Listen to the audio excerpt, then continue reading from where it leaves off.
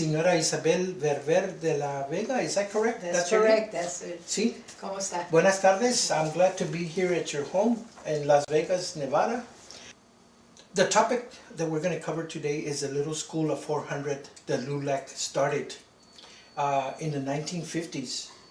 And my understanding is that you were one of the teachers in Ganado, Texas, that was teaching the Mexican-American children there in Ganado. Yes. How did you first get started as a teacher there in Ganado for the little school of 400?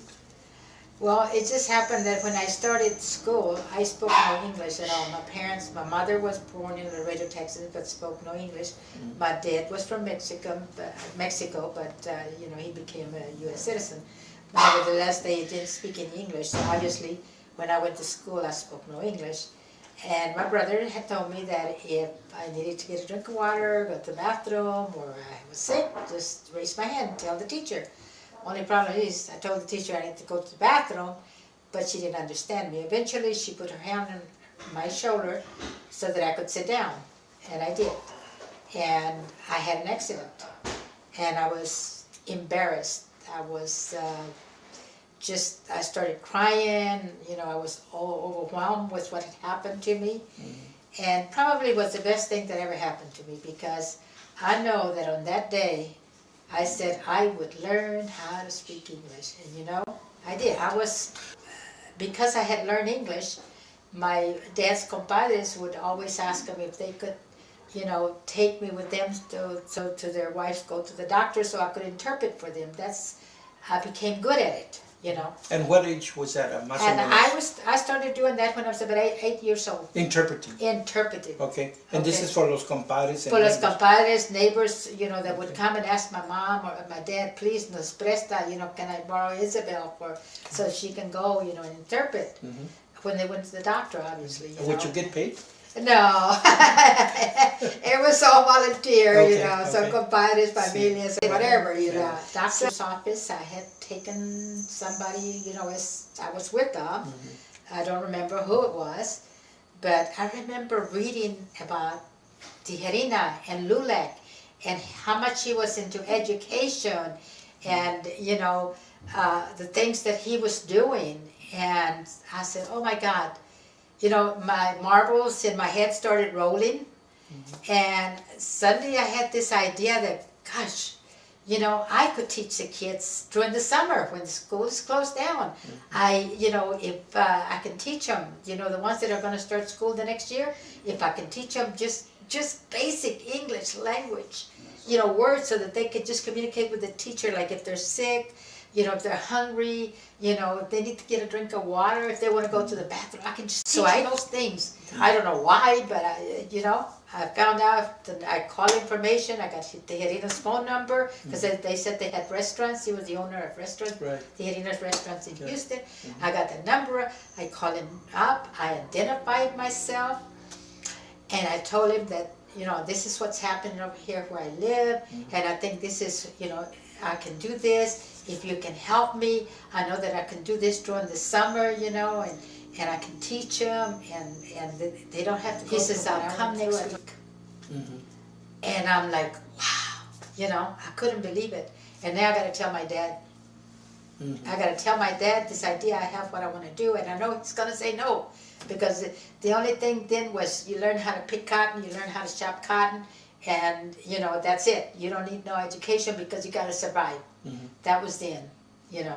Mm-hmm. Unfortunately, for many of our parents, you know, that so was they came down. The first time I ever seen a Cadillac, he came in a black Cadillac. I could have, wow, what a car.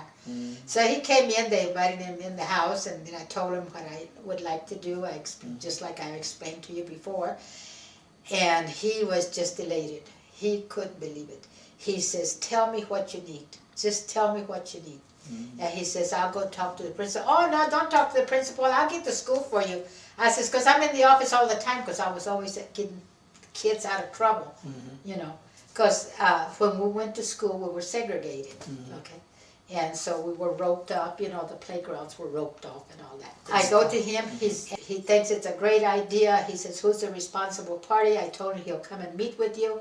just tell me when, and Tejerina came down, met with them, and So once you go. started teaching these classes, how old were you then? When I started, I would say I was about 14 and a half, something like that. Okay, and your parents gave you permission? Yes. Okay. But I need to back up and say to you, because I think it's important, that when I said to Tijerina that these are basic, I want basic. So then Tijerina said to me, how about if I bring a professor to meet with you? And then the two of you, you tell that professor what you want, and then together you can form some words. And I said, okay. And so before we started school, he did that. And gosh, I wish I could remember the name of the professor, but I can't. Did he come from Houston? He came, I believe he came from Houston. Okay. I believe but I'm not sure, but I believe he might have. Was he an Anglo or Mexican American? No, he helped me with the development of the 400 Was there a words. grading system that you used where they got an A or B, or how did you grade them? No, I didn't grade them. What I did do is, one of the things that Tijerina did, and he said, what do you need? You know, before I started putting this thing together, he said, tell me what it is that you need. And I said, well, I would like to have milk or cookies, oranges, apples, you know. I said, so when they learn that this is what they get in return. And so this is what I never graded the children, I never did that. What I did do is that when they learned something, they would be What rewarded. happened at the end of the 3 months? Was there a graduation ceremony? What took place? Did Mr. Tejerina come and give the kids? Yes, he what did. happened? Yes, Tijerina came down, and you know, he brought a lot of goodies for us, cookies, candies, and you know, little trinkets, you might say, to give to the children. We invited the parents. Some parents was able to make it, some parents were not. And I know that they took pictures, but unfortunately I don't have. And I think one of the reasons is, even though they sent me stuff, I was too young to realize, you know, what we actually had done. You know what I'm saying? It wasn't until later in life that I realized that maybe I actually did something that was good, you know, really good. And I didn't realize that, so therefore I never, you know. So how long did you teach within the School of 400? I did it a couple of semesters, and then I had to go to work because my father was a farmer, and you're from Texas, you know, hurricanes, right? And they wipe out the whole crop, you know. So we had a bad year, wiped out the whole crop, and I was the only one that could go to work because I was the English-speaking kid. So you would have continued teaching if it were not that you had to work? Oh yes, I was very, you know, bubbly, very active, very, you know, and maybe that helped. I don't know, but I do know that almost immediately you saw the difference. I started out with 5 children, okay, and I said, how am I? This is not going to work. You know, I expected to get more children because I went knocking door by door. But remember, learn how to pick cotton, learn how to chop cotton. We have to put food on the table. That was our parents. Food on the table for all the children, okay? And almost every parent was the same over there at that time. So 5 children I start with. So I says, how do I get other kids to come in? You know, they're going to, well, I have to show the parents. I have to show the other parents this is what we can do with the kids. So remember I told you earlier the first sentence was, may I please go to the bathroom? I says, I want you to listen to, and I took those kids with me. I want you to listen to these kids, what they have learned in 1 week. Please give me your child so they can learn what they've learned, and they're going to learn more. So you used your students as models, right, of what the other kids could learn. Exactly. And you took them to the houses. Exactly. And talked to the parents. Exactly. Okay. And you know what? Before you know it, It exploded for that summer. It exploded. Before you know it, it exploded. Earlier, Isabel, you mentioned that a commemorative plaque was produced and placed there in Ganado with regards to the Little School of 400 and your participation. Tell us about how that happened. How did that plaque first, how did the idea come up? Who came up with the idea? It was the LULAC Council of Edna. Okay. Okay.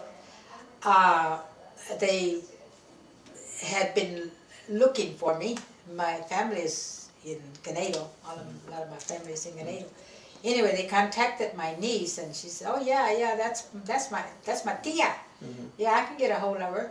And so they contacted me, and they said, "We want to do this," and of course the same thing I told you before. If there's any credit to be given, it should be given to past international President Felix Tijerina, because I couldn't have done it without him. I couldn't have done it. It's just that simple. And so I told him the same thing, and I said, I will do it, but he must get credit for it. You know, I will do whatever he asks of me, but he must get credit. That is the stipulation that I have. The same as I told you, he must get credit. He must get credit. And because I couldn't do it I couldn't have done it without him. I know that. And so I said, yes, okay, and I told them my story, and they said, well, we're going to go to the legislator. Well, as you probably are aware, or I don't know, that in order to get a marker, you have to be deceased, and I'm here. Okay, so they explained, I didn't know that, they explained that to me, so they said it's going to be an uphill fight, and I think they fought for about maybe 2 or 3 years from the time they contacted me, and they finally contacted me and they said, we're gonna do it. And I said, oh, fantastic. And so, and you know, they gave me a date if I could be there and all this and that, and I said, yeah. Now, you also mentioned that the plaque was moved from the school to another location? Yes. Tell us about why that happened. They contacted me, LULAC did, and from Edna, the person that had worked so hard to get this done, and they did get it done, and said that not that the school wasn't involved in it, they were asking if it was okay with me, because at one point, this was before my time, okay, before I even entered school, there was a school where only Mexican children went to school. There in Ganado? In Ganado. Okay. So they felt that they had a lot of significance. And so they asked me if they could move it there, because they would like to do that.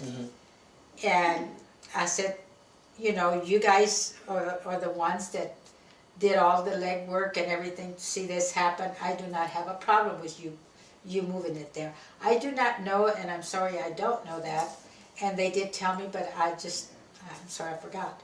But there's a school in Ganado where there was just Mexican people, and that's why, you know, it kind of had significance to that. Okay. And because of what I did, and that's where it's at now.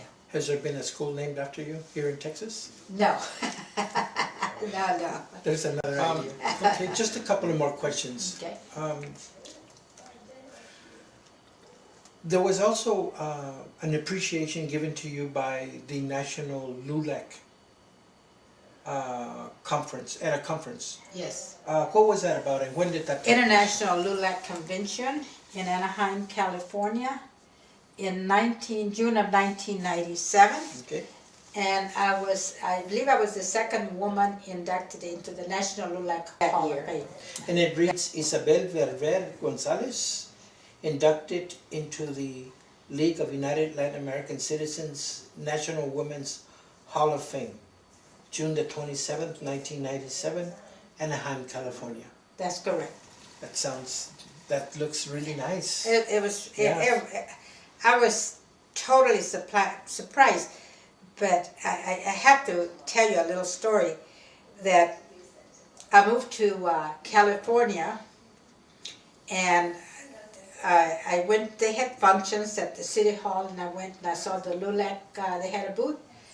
So I talked to someone there, and I said, oh, gosh, I used to belong to, oh, join us, join us. So the president was there, she introduced herself. What part of California? In Norwalk. That's why I lived there for 30-something years. Okay. And she says, oh, please come to our next, oh, okay. So I went, and I joined, you know, because she was very active in politics and all that, and I love politics. And who was this person? Ramona Roman. Okay. And so I says, yes, okay. So I joined in and all this and that. And she started telling me, in the LULAC book, my name is mentioned. The Little School of Accomplishments. Sure. The Little School of 400, Isabel Ver, started by Isabel Ver. And she's reading to me. I said, oh. And she said, oh, she says, what an amazing lady. She says, I wish I'd had the opportunity to meet her. At the time, I was Lennon, married to my ex-husband, right? No reference to the middle name. Yeah. So I said, oh, you really want to meet her? She says, yes. I says, I know her. I said, she actually lives here in Norwalk. Oh, you got to be kidding me. And I said, yeah. She said, oh, everybody's going to bring potluck, blah, blah, blah, blah, blah. I said, okay, I'll bring her, I'll bring her. So I go to the next meeting, and I'm by myself, you know. And I mean, everybody, husband's wife, everybody came to the meeting, right? Potluck, all great. And this was in Norwalk. Norwalk, okay. And so what council is it? I forgot the number now. I'm so sorry. Okay. Oh, that's terrible, because I've been here 11 years. I forgot. See what happens when you get old. But anyway, so I says yes. And so she says, where is, oh, she's going to be here. She's going to be.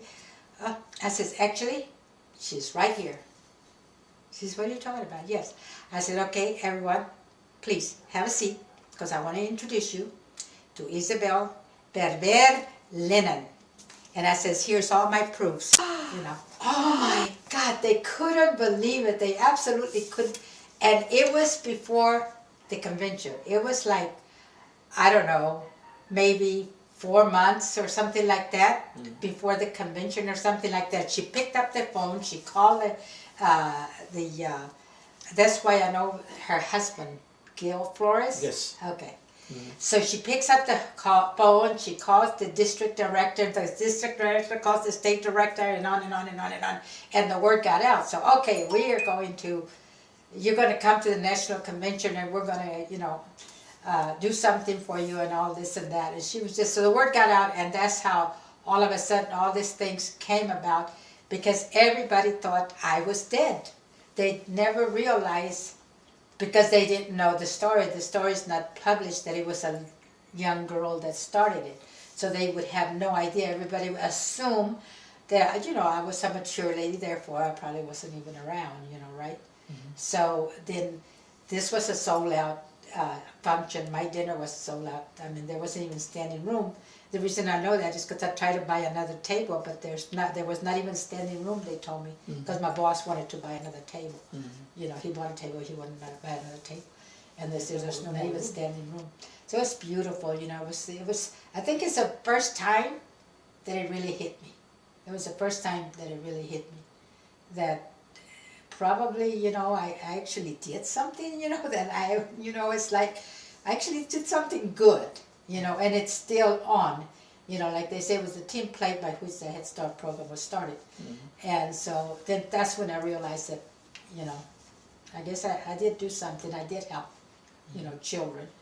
And I was, you know, I felt good that I was able to, that I was able to do something for those like me. You know. Isabel, felicitaciones por todo lo que has hecho. Thank you. And I hope one day that some of these students will come and find you and say, I was one of your students. Yes. Muchas gracias. Thank you, thank you. Has that happened yet?